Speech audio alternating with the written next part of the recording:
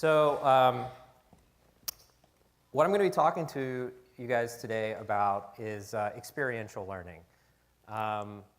And a lot of the work that I do and that I believe in and that I try to propagate and our group tries to propagate around the world is fundamentally based on the idea that as human beings, the most deepest and profound way in which we can engage in learning is through direct experience. Life is the greatest educational simulation ever created, and if we want to think about what schools can be, we can think about schools being an incubator for that type of experience. And so what I'm going to show you today is lots of examples of this type of theory and practice. And if I'm going to really talk about experience and this notion of experiential learning, then I've got to really engage with you guys in an experience. So I'm going to make this a very interactive presentation. And so one of the first things I want to do is, can I have someone from the audience who will be willing to come up? Anybody volunteer? Anyone? Anyone? Anyone? Okay, come on up.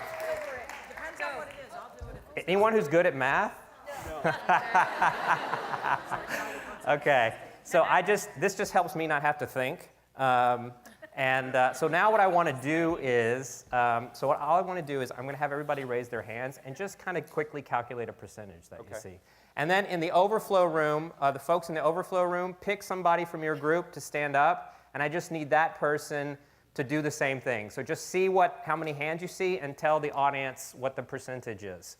So it's funny, whenever I go around the world and I talk about an education and what an education is, people are just incredibly opinionated about what they think education is. So what I thought we'd do is let's have everybody close their eyes so you don't start judging each other, because we know how much judgment affects the classroom.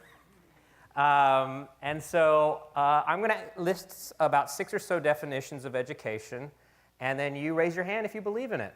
Okay, or you subscribe to that notion. So the first one is to prepare for college and career. Raise your hand if you think that's one of the reasons why we have an education. Okay, what do you see there? About 45%. About 45%. Okay, to prepare for life. A little more there. That's 80%. Okay, to understand oneself. Raise your hand if you believe that's what made you. 55, 60, 50. Yeah, 60 or so percent. To be resilient, drive one's own life and its outcomes. Wow, very good. 90. 70, 80. Okay, we're going to have, I don't know, we might have to debate on some of these. Yeah. To understand the nature of the universe. Okay, a little lower. 30, 35%. 30. To understand how to communicate, empathize, and love others. Yeah, 60%, okay. Okay. To understand the nature of one's own consciousness. That's always a lower one. Yeah. Okay, that's about 15%. Okay, thank you so much. Okay. All right, so I just wanted to do that. Yeah, absolutely. I'm actually really impressed with this crowd. I was just in Japan and then Buenos Aires before this, and on those last 4, the numbers are a lot lower. So this is a forward-thinking crowd. With this idea in mind, I also want to think of this idea of what I call portals to learning. And I kind of think about engaging in life, and you move through life, and there are different avenues, different portals in which you have different opportunities to learn. That portal may be a human being, a mentor, an amazing person that lives across the street, a friend, a school, a certification program, a technology. There are many different portals to learning. And I think it's important to think about that because we can start really parsing out where these opportunities for learning lie and how they're different. This is my grandfather's generation. He grew up in Vinton, Louisiana, population 36 and a dog. And what he would tell you is that a large amount of his schooling came from the local schoolhouse and from his father, who taught him how to farm. He didn't read very much. He didn't read the newspaper. He didn't read that many books outside of school. And he didn't travel that far out of town. So that was really the sort of his his portals, his access, his opportunities to become more. This is my generation, television, early video games, Atari 2600, and early online experiences, email. And then here's today's generation. It's very different. It's multimodal. Information comes through a variety of contexts: blogging, tweeting, researching, gaming, interacting, building, designing. And not only are we experiencing and interacting in these different modalities as a society, but we are also moved into what scholars call the participatory age. Now technology has made accessible and affordable, and in many cases open source, the types of tools, techniques, and processes that one once had to be in a trade to even get to the point where they could actually exercise these types of skills. And so now kids at a very young age have the ability to author their own ideas, to debate, to create their own games, to create their own films, to post them, to share them, to talk about them. And they don't need to move through a trade in order to start having that experience. The other thing that I'd like to sort of set on this stage is that since the advent of, I really kind of attribute to two major revolutions in the way we think that happened around the 40s, and that was the introduction of the notion of genetics, this idea that we are programmed as human beings, and then this notion of computer science and this notion of computational thinking. And I would say that since those revolutions in thinking, we have moved into what many people call the information age. And in some strange way, information has become God. And we even think about the way we learn, we program, reprogram, deprogram. We think of learning as data, as the acquisition of data. And I think that we have to be very careful with this type of thinking. And I would argue that information is one type of learning. The acquisition of information is one type of learning. I think what we do with that information and how we think about that information and how we engage in human beings with each other with that information is a really big part about learning. And I would say that intellect and knowledge is one aspect of what is much more a full spectrum experience of learning that we need to integrate into the formal school process. And many schools do at different levels. But I think as a whole, notions of design thinking, emotional intelligence, wellness, physical wellness, fitness, self-awareness, persistent communication, perspective taking, what we call 21st century skills, we need to really think about this full spectrum and what it takes for a human being to not only move through learning and integrate into society, but to become a resilient human being. And so you're going to see different aspects of that in this work. And so here's the thing. Here's the reality. All of this reality exists. This is the world we live in. And it's happening on a global stage now. The largest global stage I had when I was a kid was a Russian pen pal. That has changed. And so this is everywhere. And everywhere I travel, I see this in different contexts. And so if this is the reality and the world we live in, and schools are supposed to be a place where we prepare for the world that exists, then what does that mean? This is the question. And so, what are all the ways in which a school can be a true mirror to this world, to this society, to this world that is ever-changing and dynamic? Today's Twitter is tomorrow's who knows what. So the world's going to keep changing. The world's becoming more agile, more accelerated. So how do schools keep up? And what kind of technologies allow this mirror to exist? And the other thing that I really want us to think about is what does the mobile device mean for this moving forward? We see this huge rollout of mobile devices and laptops moving into one-to-one across the nation right now. I'm seeing it all over the world. The mobile device is the most personal technology that has ever existed. You guys know what it feels like when you lose your phone? I never lose my phone. See? Never lose my phone. Never. These devices are going to start going home.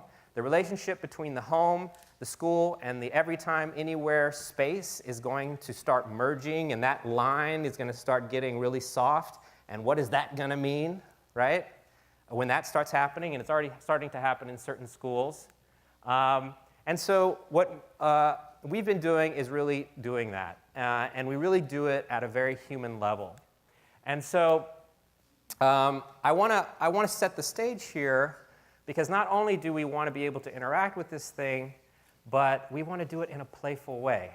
Because to play is to offer a very human experience around learning content. Playfulness usually has a lot of forgiveness in it, has a lot of experimentation in it, has a lot of interaction, human interaction in it. To play is to play with each other, to play with something, to discover it, to move through it. And the funny thing is, when we're very young, we do that a lot. We play through domestic systems, we play through historical systems, we play through financial systems, and then, I don't know, something happens. I remember in first grade, I got to first grade and I saw the desks lined up, and I asked the teacher, what kind of game was this? And she says, it's a game you're going to be playing for the next 12 years of your life. And I was dismayed. So you know, I just want to kind of open this idea up and saying why, you know, we have this box, we call it school, we can put anything we want, it's a social agreement that we have. It's this amazing social agreement. We actually get to say, for this certain period of time, people get to go through this thing called school. We can put whatever we want in it. We really can. And so I want to offer some ideas of what that can be. So instead of learning about history through reading textbooks, what if kids actually pretend they live in Mesopotamia and pass laws and create their own society and overthrow other governments and design their own governments? What if they design their own power gloves and create their own games and create their own apps? They design their own roller coasters and compare notes and understand how constant velocity works. Move through mathematical systems and learn pre-algebra without even understanding that they're learning pre-algebra. Just understanding the nature of the context of the process through a playful way. Learning to understand and solve in groups by creating their own solar systems, building their own orbital patterns, and actually understanding the process of accretion. Learning taxonomies, doing it in groups, sharing information, perfecting their knowledge in groups, and then sharing them to the larger class. Full immersion, immersing their own bodies in the context, opening up their arms and becoming a bird and understanding how forces in motion act on their arms. Using their bodies, pretending they're cosmic dust and accreting and forming their own solar systems using their full bodies. And doing that in a variety of contexts. And then rethinking what a classroom can be like in a playful context. So taking a traditional classroom and creating a maker space, or taking a larger place and creating an adventure room. Now, this looks very expensive. It looks like Star Trek, but it's not. For those administrators out there, you know, these conversions we did, 3 or 4 rooms, cost around $140K. It just took a lot of creativity and thinking about how you do it. And so, you know, each of these spaces offer a different opportunity. So here's where kids can ideate. All of the walls are made of writable paint, so you can use it to ideate and to create and innovate. You can have a create room, and you can have an exploration room. So this is taking space and rethinking what it can mean for learning. So I'm going to kind of quiet down now and give you an experience of what this actually looks like. Actually, before I do that, why don't we do one more interactive thing here? And if those of you have seen my TED Talk, you've seen this already, but maybe you haven't experienced it. So let's try it. So I'm going to give you guys just a sample of experiential learning. We're going to learn a little bit about thermal energy right now. So everybody seen The Karate Kid? Wax on, wax off. Wax on, wax off. So you know when Mr. Miyagi does the healing motion? Okay, so everybody clap your hands and start heating up your hands. Get them real hot. And what you're going to do is you're going to take the hot side of one hand and you're going to hold it like this. And then you're going to take the cold side and you're going to put it on top of the hot side. Are you ready? Okay, here we go. And touch. Now, what you're feeling is all the little molecules in your bottom hand are all jiggling around because you've excited them. And they're starting to jiggle the molecules in the top of your hand, and you're experiencing conduction. The conduction of heat is the activation of molecules between two surfaces. And so I just gave you an experience of that. Here we go again. We're going to go do another. Ready? All right, this is going to have to get a little hotter for this one. Okay, now this time you're going to do the same thing, but you're going to keep a little space in between. And you're going to just, don't touch, but just see if you can feel the heat rising, and then again warming your hand. So now all of the molecules in the hot hand are jiggling the air molecules. That's making them open up. They're rising, and now they're jiggling the molecules in the bottom hand, and you're experiencing heat. That is convection. So that was 2 minutes of experience. And what I would say is that with this notion of thinking that learning is information, in the past 40 years, a lot of learning has focused on the frontal lobe. The frontal lobe in the brain in cognitive science focuses on, hold on, I lost my breath there. The frontal cortex focuses on structure, organization, analyzing, logic. It allows us to process information, to resynthesize it in unique ways. But one of the things that we don't work with as much is the limbic system. Now, the frontal cortex is known in theological terms as sort of the masculine side of our thinking. The limbic system is the feminine side. It's where intuition, creativity, notions of music, being able to have compassion and empathy. And so experiential learning really works on both. It's what creates an emotional connection to a logical idea. And when someone experiences learning in that way, what you will see is the type of engagement and the type of what we call passion generation that you will not always see when one receives information just through primarily the frontal lobe.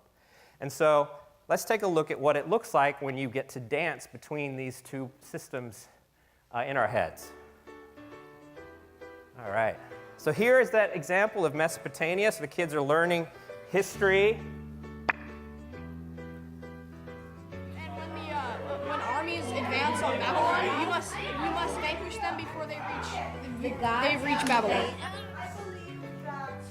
So here they're studying the Code of Hammurabi, passing laws. I was a governor. We had to study the Code of Hammurabi. They got to look at these rules. That just inspired me more to learn about laws. My person was named Dungi. He wanted to be the best grain merchant in the land. I had to have clay and write the trades and record them. So here they're learning to create their own language through cuneiform, understanding what language is and the value of language for a society. Learning trade, agricultural trade, and using that language in order to understand symbols and how to engage with them.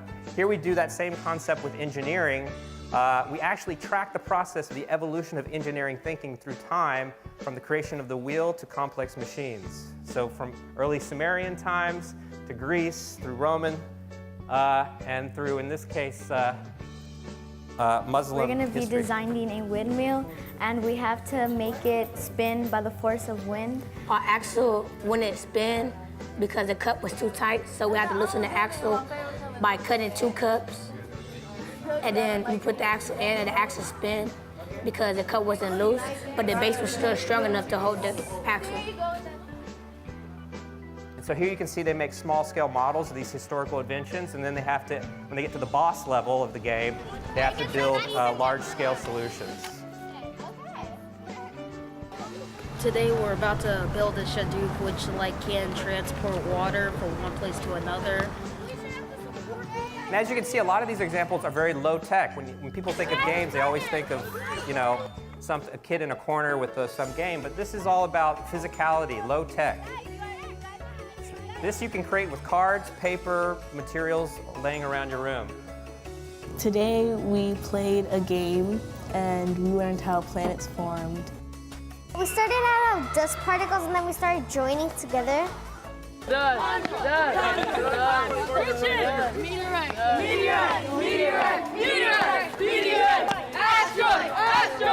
more mass you have, the more gravity. you have? My favorite part was when we all made a gigantic planet. So now we're going to go a little more high tech here.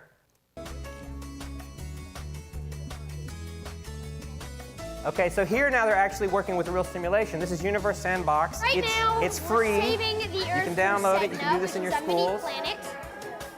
It is coming towards Earth, as you can see, and eventually it'll crash into Earth and destroy all of humanity. So we're trying to stop it. I tried to make both of them the mass of one Earth, and Sedna took over Earth. So try one wing. Yeah, I know, that's what I'm trying. Go, hit it. I'm guessing that something that has more mass has more gravity, so this was still moving towards it, but this was moving faster.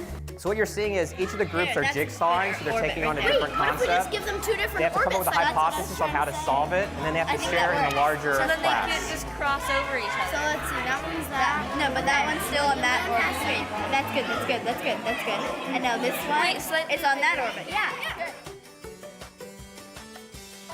So this uses the actual Continents USB were device that separated detects and your you have to hands. connect them together. Then you have a moving device where you can spin the continent around to help it connect. And then you also have a sonar. Then these will help you find fossils, which fossils can connect to other continents.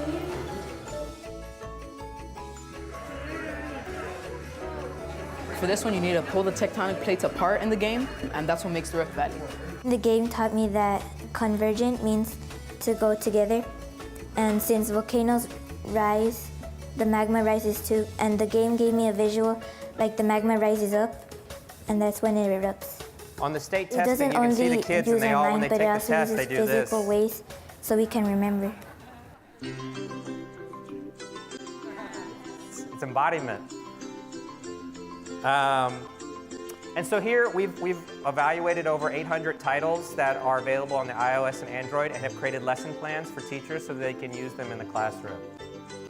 And I'll talk a little bit more about that. But there's so many wonderful tools out there. Settlers of Catan. It's a chance for us to dig into math as we talk about probability. Placing settlements in the game is directly related to the probability of outcomes with the dice. We learned that you can't really run your culture without trade. One wood, one green, one sheep, and one brick. This is pre-algebra. If there's one app I'd suggest you guys go check out, it's called Dragon Box. Some of you may be familiar with it. It's an incredible game. There's a one and a see negative, sharp like increased there gains is in a light understanding in a version very of a short creature amount and of dark time. version of a creature. They both cancel each other out, and it started looking like algebra. There are negative numbers, like there's like variables, negative numbers, and positive numbers. Yes! I did it. At every level, you said, "Oh, how do I do this?" And then you do it. And you don't know how you did it. And you have to go back and see, "Oh, that's what I did." Dragon Box really taught me how to do algebra, and it's really fun in my opinion. Every week I ask for like 10 algebra questions. I love algebra. You don't hear that every day. So this we did to prove that you can teach It's all about high-level what it's like to content fly. very low-level you see students. the air molecules Through simulation so and you interactivity. can pretty much see how much lift you have on each wing, and then gravity too. Always points to the center of the Earth. That is so cool. You have to rotate the wings different ways. Yeah, like up and down. They collide with the wings, the air molecules, and it increases the lift vector. Then there were some about banking. When you lift one wing up and one wing down, then the lift is pushing up on one wing and pushing down on the other, so it's making your bird roll. So this is emotional intelligence. This connects to your pulse and Students sweat. need to understand And the only way you themselves, can their beat the game is emotions, by their learning to chill out. relationships to their peers, their relationships to adults. When a student has anxiety or fear or nervousness, Dojo is one thing that they can go play. My favorite level is the frustration maze. It's called the frustration maze because you get frustrated while you're playing it. The ball gets smaller and bigger based on your heart rate, and you can't touch any of the red outline of the maze. You have to calm yourself down, but you're anxious to get past it. It practices how to calm you down, so then when you're in the real world, you can calm yourself down the same way that you did. It teaches me how to deal with problems, with like self-conscious thoughts that I have about myself and imperfections that I have about myself. And it really teaches me how to transform them into, self-reflective. Good thoughts about myself, or just changing those self-conscious thoughts so that I have no reason to have them anymore because I've changed. My goodness. So here is looking at collaborative learning in game spaces. Each of these kids take on a different role: player, strategist, researcher, note taker. Right now we're trying to make a perfect amount of H2O and CO2 and light to make oxygen and sugar so our plants can survive through winter. I'm researching about sunflowers, on how they grow and what they look like. This is capturing all the sunlight and the H2O. For the plant to grow, so here the it games are needs actually being used as a sunlight, presentation starch, device to and actually H2O, explain and what it's they've using learned in each that section starch, of the study. H2O, and sunlight to create another root. Roots of the plant gather the water from the soil. And this is just projecting down on the floor. There's nothing special about this except you're creating an environment And for fruit sharing contains the knowledge. seeds that create a new plant. Now, these last couple of examples are about translating the digital interactive experience to physical experience. So how well does these kids engaged in these types of technologies transfer to everyday life?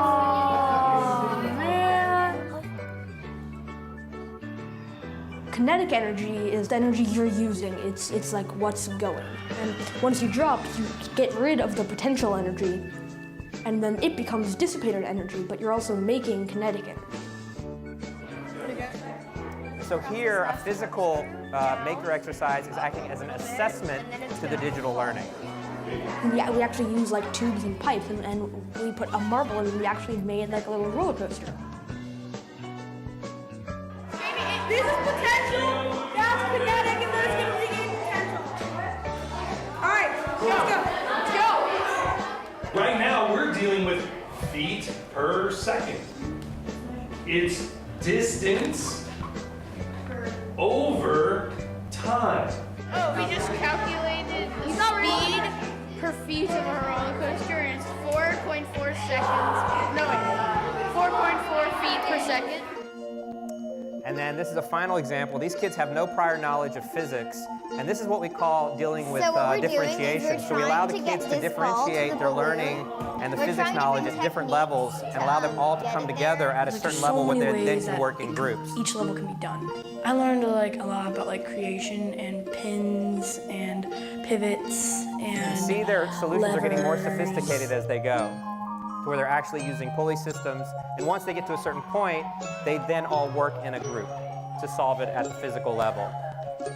And this helps avoid the phenomenon where you have two kids doing all the work and the other three pretending they do all the work. This actually allows them to be at the same level.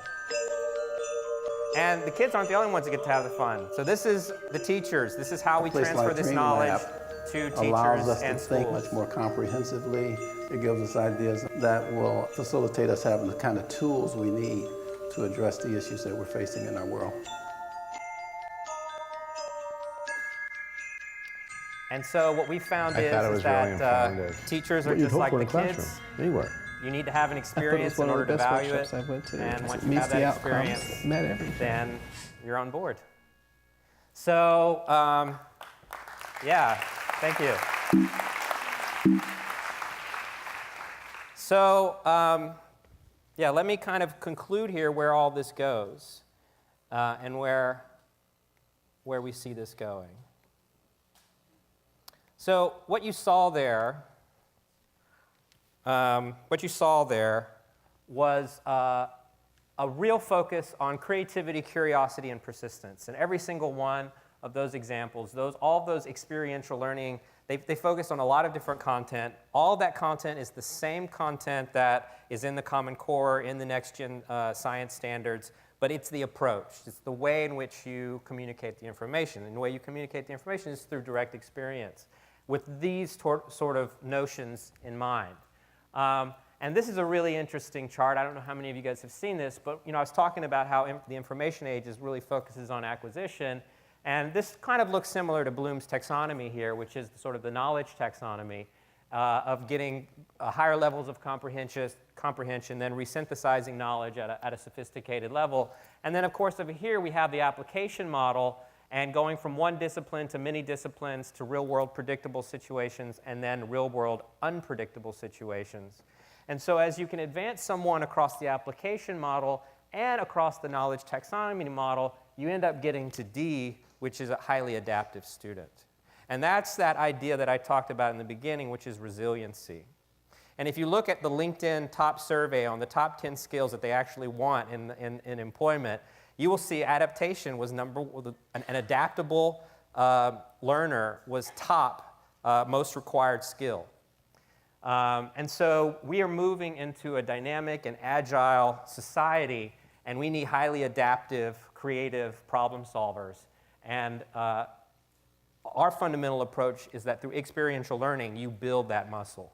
And so within our own school and the 90 schools that use our work at least 6 weeks to 16 weeks level, we see a high degree of empathy, knowledge sharing, perspective taking, and adaptability in the students that are in those programs. We do a lot of pre-post tests. We have a research organization.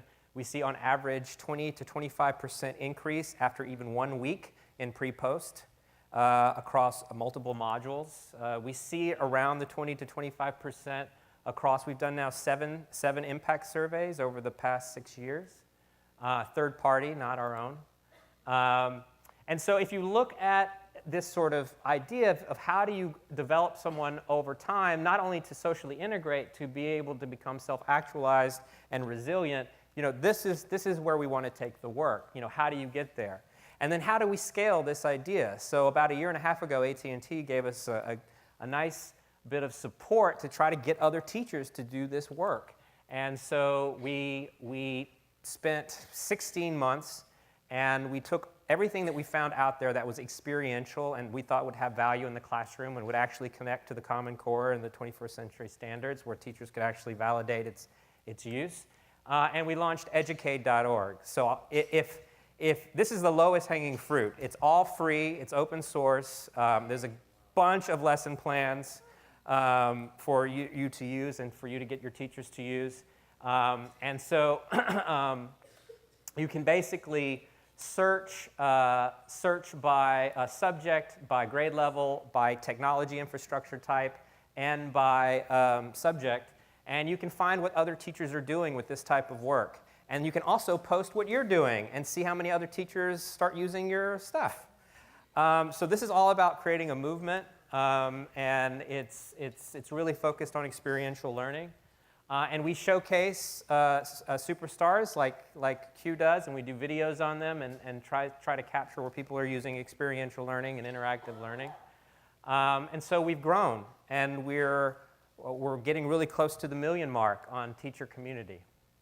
And so that's how we think about it. And we think about how these different aspects facilitate in different type of facilitation environments, small group, large, one-to-one. We think about all of these technologies coming in, what the school actually needs, what's its socio-demographic, socio-economic, its teaching culture. We have a big bullseye in our office. It has sort of how we implement and scale, and in the middle it has basically you guys, first adopters, advocates, then people on the fence, and then curmudgeons and trolls. And so you work your way out. But I have to say that if you can convert a curmudgeon or troll, they become your most intense, passionate advocate. So go to them first sometimes. And so, I'm gonna kind of wrap this up here, and just really, this is what I fundamentally believe that there's no reason why we can't have full spectrum education at the experiential level. We're human beings. We're designed to move around, to engage, to have human experiences. We should be leveraging that at every moment. And the reality is that it's a perfect storm.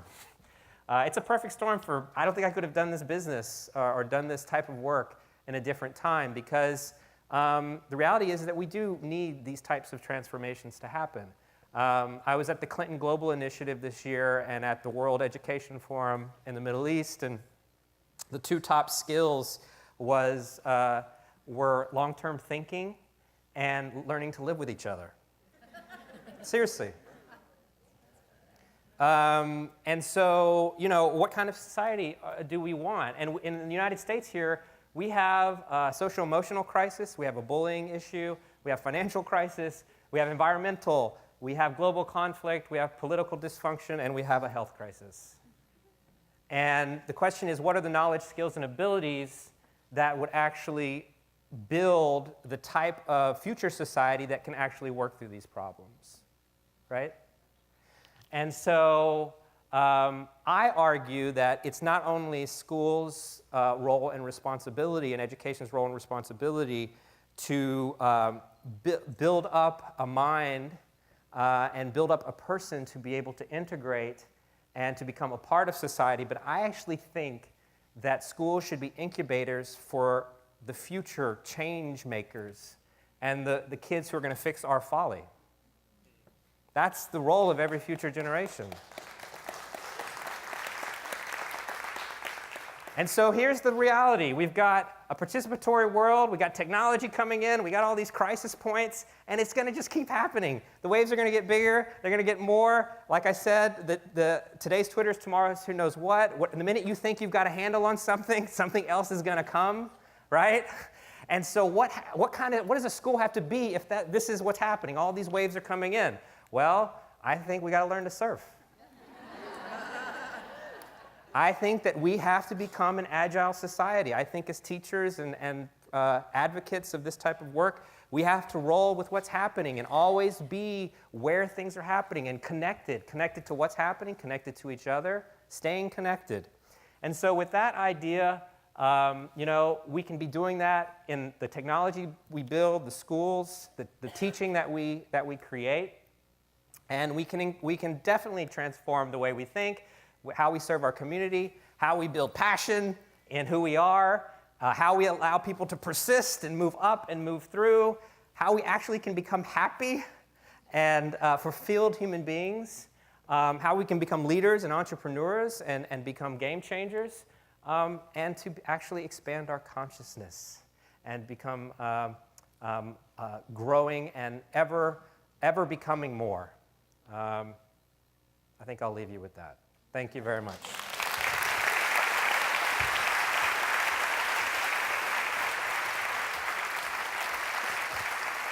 Thank you very much.